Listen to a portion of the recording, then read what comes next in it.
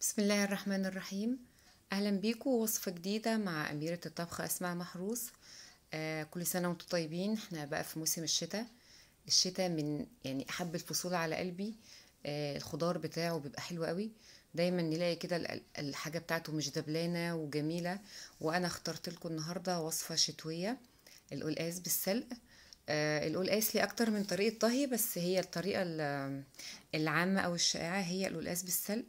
هنعمله النهاردة بطريقة سهلة جدا، وهقولك ازاي يطلع معاكي قلقاس جميل ودايب كده زي الزبدة. زي ما قلت هو جميل من الأكلات الشتوية اللي بتدفي. ويلا نبدأ. بسم الله. أهم حاجة في القلقاس إن احنا نختار القلقاس كويس، يعني نختار حجم قلقاس يكون متشابه من بعضيه. اهم حاجة كمان ان القشرة تكون لونها بامبا او بينك زي ما هي واضحة من فوق. هنا القلقاس انا جبته وغسلته كويس قوي، دعكته بالفرشة علشان اشيل من عليه اي اتساخات او طينة. ونشفته طبعا كويس قوي. انا مش بغسل القلقاس لما يتقطع، الطريقة دي غلط جدا، لان المادة الهلامية اللي في القلقاس اللي الناس بتغسلها كده، دي هي اللي فيها الفايدة كلها. فانا بغسل القلقاس كويس قوي قبل ما اقطعه، وبنشفه. وببدأ اول حاجة بعملها بشيل الراس بتاعته، ولازم اشوف كويس ان الراس دي بيكون لونها بينك وطري. ده هضمن ان انا اخد قلقاس كويس. القلقاس طازة. لو القطعة اللي فوق دي لونها مصفر، يبقى بلاش منها خالص. شايفين القلقاسة اصلا جميلة وطرية قوي، يدوبك السكينة بس حاجة بسيطة وهي بتتقشر بسرعة. هبدأ أقشر القلقاس بقى واحدة واحدة كده. تقشير القلقاس سهل، وزي ما قلت بلاش نختار القلقاس الكبير علشان نعرف نتحكم فيه ونقشره كويس على قد ايدينا. وكمان القلقاس اللي حجمه متوسط ده بنضمن ان هو مش بياخد سوا خالص، والقلقاس كله بياخد نفس السوا. ما ينفعش اجيب قلقاسه كبيره قوي وقلقاسه صغيره قوي، يعني لازم نختار القلقاس بيبقى في حجم واحد يعني، او حجم بعض.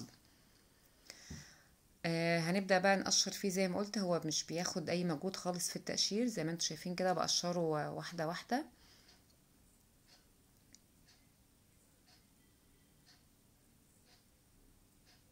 القلقاس زي ما قلت نضيف، انا غسلاه ومنشفاه كويس قوي قبل ما ابدأ فيه.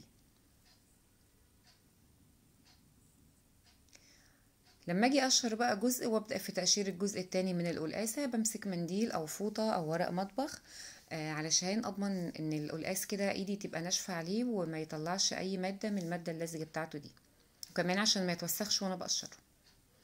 انا قشرت كده القلقاس تمام. القلقاس بصراحة حلو قوي زي الفل. هنبدأ نقطعه دواير، والدواير دي هنقسمها كده بالطول. تبقى مكعبات كده صغنونة او مكعبات يعني متوسطة الحجم. شايفين بقى شكله كده ابيض على بينك او لون روز فاتح؟ ده معنى كده ان القلقاس ايه يعني طازة. في الوقت دوت انا بكون مسخنه الشوربه بتغلي. مثلا شوربه لحمه، شوربه فراخ بلدي، ان شاء الله شوربه بط، يعني اي حاجه، اي شوربه كده من الحاجه اللي بتحبوا تطعموا القلقاس بيها على النار. وبعد ما جهزت القلقاس، هنجهز بقى المكون الاساسي معانا، السلق طبعا لان هو قلقاس بالسلق. ده السلق انا جايبه حزمتين على كيلو قلقاس او كيلو وربع تقريبا. حزمتين سلق. وما تستغربوش من حزمتين، لان السلق طبعا الورق كله ميه. المية دي كلها هتنزل وهيتبقى بس ايه اللي يكفي القلقاس. انا غسلته وشلت العنقود بتاعه، يعني نزعت الورقة بس، مش عايزة خالص اخد اي جزء من الساق بتاعته، عشان مش عايزاه يبقى فيه فتل كده او متفل معايا. وعليهم حزمتين من الكزبرة الخضراء، انا غسلاها برضو تمام زي الفل وكمان مقطعاها. لان انا هعمل النهاردة القلقاس بطريقة ان انا هضرب كل ده في الخلاط. في ناس بيحطوه على النار لما يبك المية وبعد كده يبدأ يضربوه بعدين، لكن انا اخترت الطريقة دي علشان اديله لون اخضر كده جميل ومميز.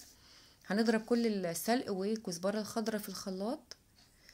انا ضربتهم اهوت. هنبدأ بقى نحطهم في مصفى، علشان انا عايزة بقى الناتج من تصفية القلقاس ده اللي انا هحمره في الطاسة. لكن المية دي عامل مية طبعا خضرة تحفة جدا، دي اللي انا هزودها مع القلقاس وهو بيتسلق، علشان تديني اللون المميز الجميل جدا التحفة بتاعه.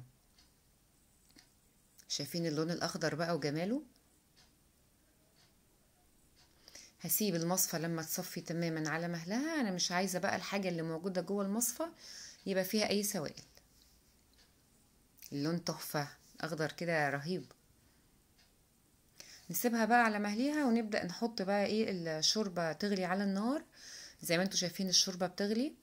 انا لو تاخدوا بالكم ما زودت الشوربة كتير، لان انا هزود القلقاس تاني بالمية الخضراء اللي هي ناتجة من السلق والكزبرة. فمش عايزة الطبخة بتاعتي تبقى صيصة او فيها سوائل كتيرة، يعني يدوب الصوص بتاعها كده يبقى معقول. هنحط القلقاس بقى ونسيبه ياخد كام غلوة كده، وبعد ما ياخد غلوتين هنبدأ نضيف له المية الخضراء بتاعت السلق والكزبرة. ريحة السلق خطيرة طبعا، وريحة الكزبرة مفيهاش كلام. هو بدأ يطرى معايا كده، داخل في السوا. شايفين بقى المية وجمالها تحفة.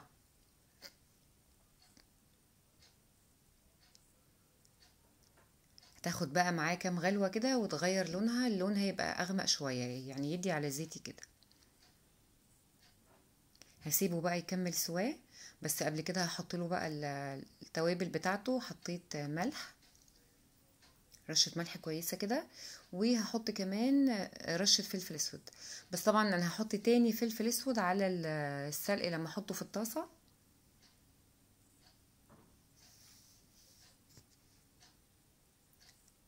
اللون بقى رهيب، يعني انا معجبة قوي قوي بقى، بموت في اللون الاخضر ده.